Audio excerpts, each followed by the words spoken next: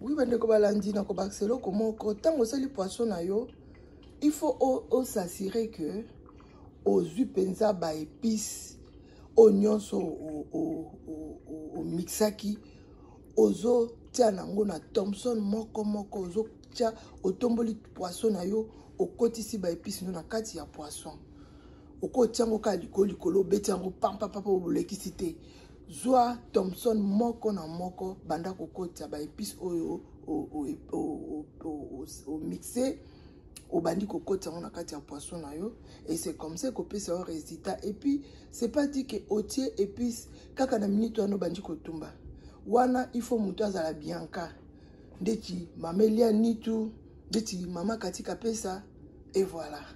Donc wana soko zambiaka oko sa Thompson na minute wana otie épices o tumbi yango pe na minute wana seben ezo dépendre na muto ayebi mingi, et voilà.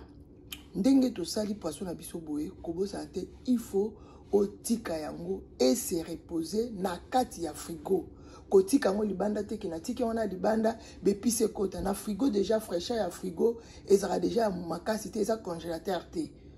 Tia yango na kati ya frigo na yo et vandi, même soko saki yango na tongo okoki kotumba yango na pokwa eza kitoko.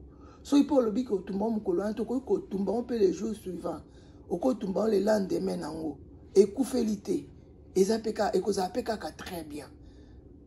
Ba opposa pression ko so za pressé et puis c'est déjà Thompson on tika ngo déjà evanda na frigo. Ko tika Thompson libanda te ekobota ba microbe. Ekobota ba microbe, il faut tika ngo na kati ya fraîcheur pour mutabela libumute ayo capacité.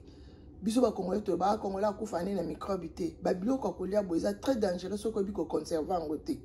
Au sali poisson kitoko et puis au conserver na kati ya frigo et vandi nango jusqu'à ce que ko ko sala yango po tumbi yango mutu moya bela moya kapasi ezate wana ezali moi flash moi la boîte bino za notion ya servi traiteur ndenge totanga na classe et sengelaki ndenge wana na boîte bino ka flash ekoufelité eza ngo ka makambo.